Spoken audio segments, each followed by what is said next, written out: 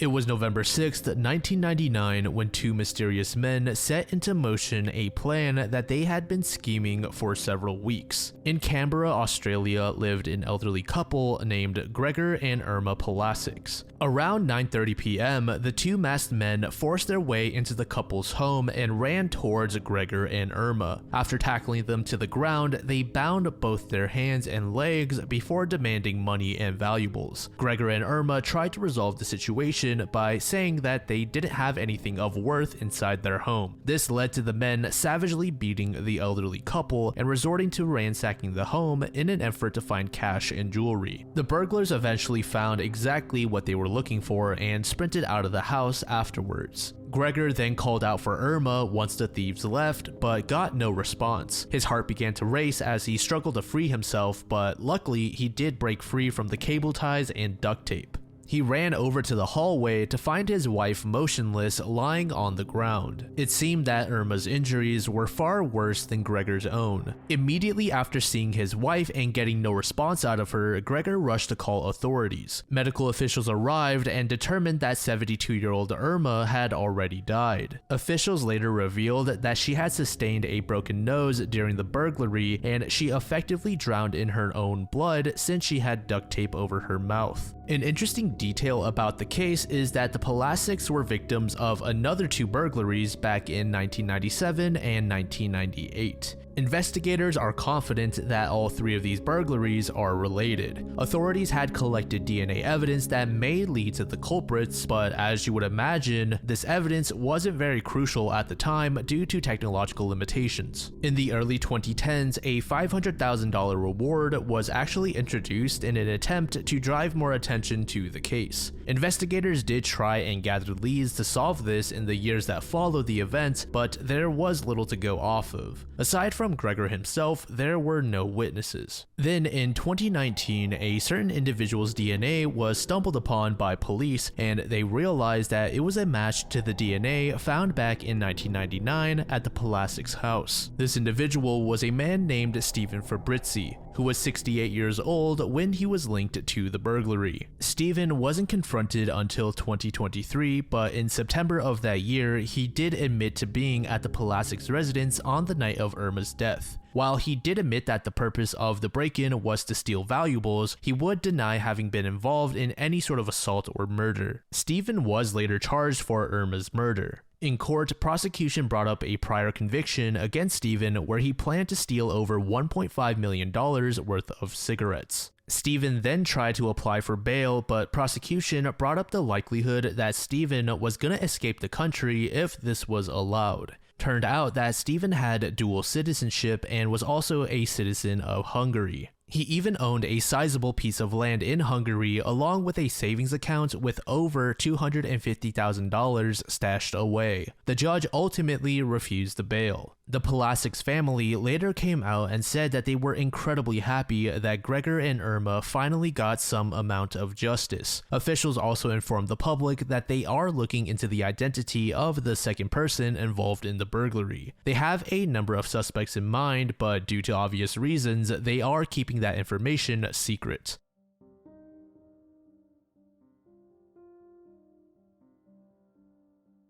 On January 17, 1985, in Raymond, New Hampshire, 24-year-old Denise Bolser went missing. That night, Denise's husband was dropped off at home after work. You see, that day, Denise actually drove her husband to work since her own vehicle was at the mechanic's place. So when her husband got back home and didn't see the truck, he was a bit concerned, not expecting Denise to be out. He entered the home and found a short letter that said, "We've got your wife." Denise's husband ran around the house and outside because he wasn't entirely convinced that this was really happening. At the time, it was snowing, so outside near the house, there were these other footprints that did not belong to Denise. They were far too large. He suspected that these belonged to the abductor. When police arrived and interviewed Denise's husband, they learned that Denise dropped him off at work and was supposed to drive straight home. We don't know if she got home, then left, or if she never made it back in the first place. Obviously, due to the note left behind, many believe that Denise was abducted. But there were a number of people who actually thought that she had left of her own free will to start a new life. There were no other clues at the house, and it seemed like the case was fated to go cold in the near future. However, authorities were able to locate the Bolser's pickup truck at the Logan airport, and inside were Denise's social security card, birth certificate, and credit cards, all of which were just sitting loose out on the front seat. Police were now suspecting that foul play was involved, contemplating the possibility that Denise had been murdered at this point. The items found in the truck did not help progress the investigation though, and eventually Denise's husband actually filed for divorce, which confused some people. Investigators turned to him as a person of interest, but in the end they determined that he had no involvement with Denise's disappearance. Several months later, investigators came up with an interesting theory. Denise was working as a bookkeeper at the time, and her employer actually accused her of stealing anywhere between $15,000 to $100,000 during her time there. Then in the following year, Denise was actually charged with that crime. But of course, it was made in absentia. And with this charge, police were led to assume that Denise actually did just abandon her old life and there was no foul play involved. When her family was informed of this, they were shocked, not believing that she was this kind of person. In 1993, the embezzlement charges were actually dropped, but investigators exhausted their list of leads and the case went cold. Although it did seem like most people agreed that Denise was still alive. One state trooper was quoted saying, "There was no information ever uncovered that would lead us to believe that she was deceased." In 2002, authorities got a streak of luck. A private investigator named Shirley Casey was looking into Denise Bolser and made a connection to an address in Florida. There was a home registered under the name Denise, and this woman just so happened to have the same birthday as Denise Bolser. Police eagerly jumped at this information and paid a visit to the Florida address, and what do you know, they found Denise Bolser, whose last name was now James. She was 42 years old in 2002, and when asked why she ran away, Denise said that her life was in danger. Here we find out that her disappearance was indeed related to embezzlement. According to Denise, her former boss threatened to kill her. This company was actually owned by the boss's wife, and he was forcing Denise to steal money here and there by manipulating the books. Denise claimed her boss literally said, "You're gonna be dead in 2 days." As for that note in the house, Denise admitted to writing it herself. After this revelation, Denise was potentially going to face federal charges for using a false social security number and living under a fake identity. So after nearly 2 decades, the missing Denise Bolser was found alive. As for what happened to her boss, I couldn't find any concrete information as to what happened to him.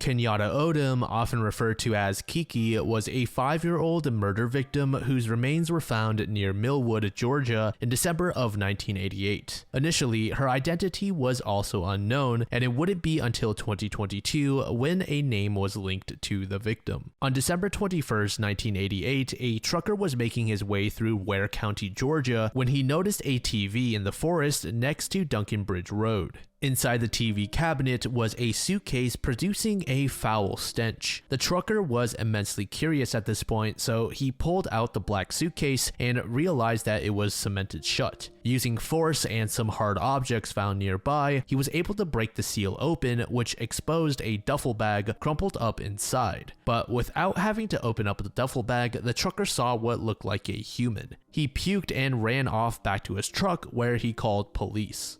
When authorities arrived, they opened up the duffel bag to reveal a small African-American girl wearing white thermal pajamas. They estimated that she was anywhere between 4 and 7 years old. She weighed about 30 pounds and was just under 3 feet tall. Investigators were not able to determine a cause of death, but after examination, they ruled out the inclusion of a firearm or knife. Again, this little girl was unable to be identified at the start, so she was referred to as Baby Jane Doe or Christmas Doe by locals. Not a single good lead was found at the site, which dragged the case out for years. In 2009, the National Center for Missing and Exploited Children released a digital image of the little girl. Another decade later, medical officials were finally able to get a solid lead. Through genome sequencing, they determined that this girl likely had had relatives in Albany, Georgia. However, it seems that investigators either didn't follow up on this or failed to actually locate these family members. Then in 2022, investigators would get a big break in the case. The digital recreation of the girl's face was still being shared across the US. One day in December of that year, someone saw it and called police and said that they recognized the girl, or at least they thought so. They said the girl looked strikingly similar to someone she knew who disappeared decades ago. Back in the 80s, the caller was friends with this one little girl. One day, when she asked the girl's mother where she had gone, the mother said she was sent off to live with her father and would not be returning. The name the caller gave was Kenyatta Odom. Finally, authorities had an actual name, and soon after, they confirmed that the victim was a match, and she was 5 years old at the time of her death. Now that a name was found, the next task was finding out who had killed Kenyatta or what exactly happened leading up to her death. And obviously, the first step would be to question all of Kenyatta's family members who were now easily tracked down. It didn't take long to figure out that the killer was Kenyatta's own mother, Evelyn Odom, who was also sometimes referred to as Zamika Luciana. She, along with her then boyfriend, Ulister Sanders, were arrested on November 13th, 2023. And no, Ulister was not Kenyatta's biological father. At the time of their arrests, Evelyn was 56 years old and Ulister was 61. They were both charged with the felony murder of Kenyatta, as well as first-degree cruelty to children, aggravated battery, and both conspiring to conceal and actually concealing Kenyatta's death.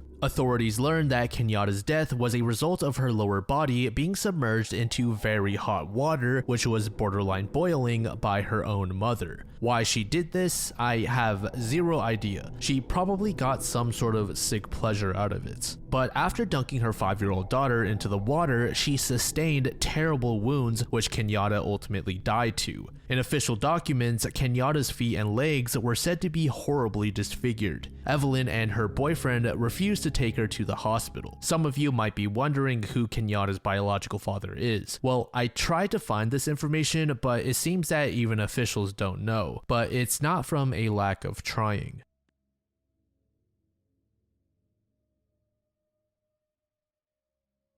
This next case takes us to Wichita, Kansas in the year 1989. 20-year-old Krista Martin would find herself in the middle of a terrible encounter that ended her life. Her friends and family described her as a rather shy person that often kept to herself. Rarely did she ever go out. When she wasn't at home, Krista was more than likely at work, which was at Kansas Blueprint. Krista was raised in Hayesville, Kansas, but after graduating high school in 1987, she moved into an apartment in Wichita. Just weeks after moving into her new space and being fired from her job, Krista was tragically murdered. In September 1989, a disturbance at Krista's apartment prompted one of her neighbors, Beverly Orth, to call the police. From her window, Beverly saw two men outside Krista's apartment around 3 to 4 a.m. in the morning. The men were engaged in a loud, heated argument, shouting at each other. One of them was heard saying, "Why did you have to hit her?" while the other responded, "Because she's a woman and deserved it." Fast forward 2 weeks, Krista Martin's lifeless body was discovered.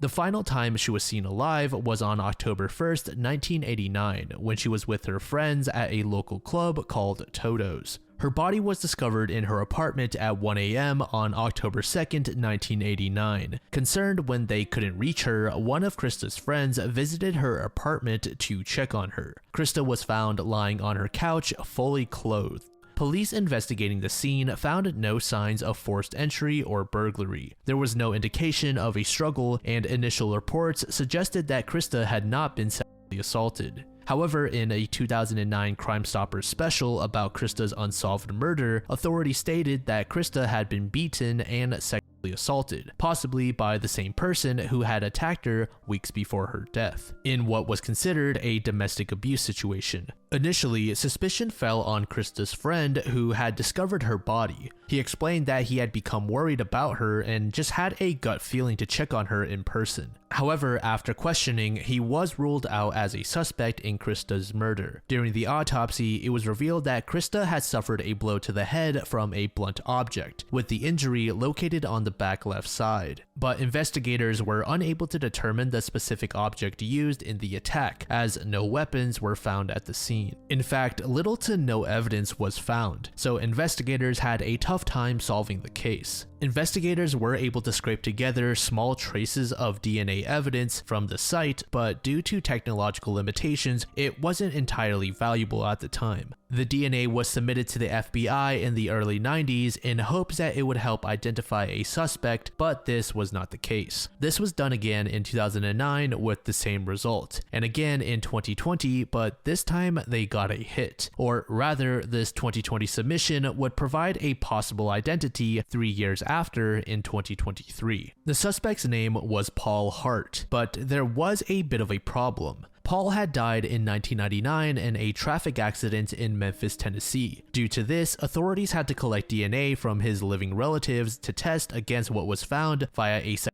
assault kit back in 1989. It was found that at the time of the murder, Paul lived nearby Krista, just a few minutes away actually. Unfortunately, as you'd expect with Paul being dead, authorities couldn't really paint a clear picture to the exact way events unfolded on the night of Krista's death. But they were certain that Paul was the true culprit. When the evidence and facts were brought to Sedgwick County District Attorney Mark Bennett, it was concluded that if Paul was alive, the charges would be filed against him. But since he is dead, the case was to be cleared. Krista's niece, Ember, said the following after learning about the conclusion. "I am glad we can finally move forward and have peace knowing that Krista's murderer is not walking around free or amongst us. Again, we extend our heartfelt gratitude to everyone involved in bringing justice to Krista's case. She deserves so much more out of this life than what she ended up with." Now, if you recall earlier, I mentioned that Krista's friend reported seeing 2 men outside the window. It is believed that Paul was one of these 2 men, but it is entirely possible that that event was not related to the actual murder at all. So if Paul was one of the men, we don't know the identity of the other individual. But then again, we don't know if this second guy actually played a role in Krista's death, cause literally all we have to go off of is one line of dialogue.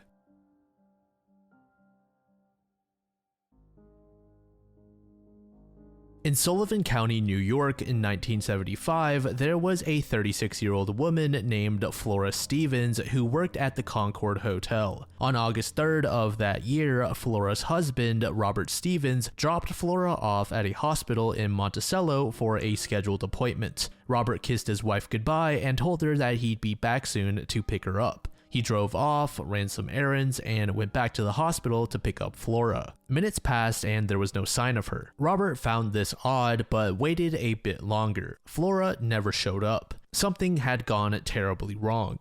Robert searched the area and asked the staff where his wife was, but no one knew. He then called police to report his wife missing, and they too had no explanation. It really seemed like Flora had vanished into thin air. Over the years, investigators returned to this missing persons case to try and find some leads, but the investigations never got far. Fast forward to September of 2017, it seemed like the case had its first big breakthrough. The Sullivan County Sheriff's Office received a call stating that there was what seemed to be human remains in the southern part of Orange County. Officers sped off to the location in question and found the remains. At a glance, the remains did resemble Flora, but that really wasn't saying much. Some days passed and this lead turned out to not be related to Flora at all. However, investigating these remains led to a new lead. Detectives Rich Morgan and Ed Klaus were rummaging through various databases and noticed that Flora's social security number was being used, specifically in Lowell, Massachusetts. Furthermore, the name it was under was Flora Harris. Investigators drove down to Lowell and realized that Flora Harris was being held at the Care One medical facility since 2001.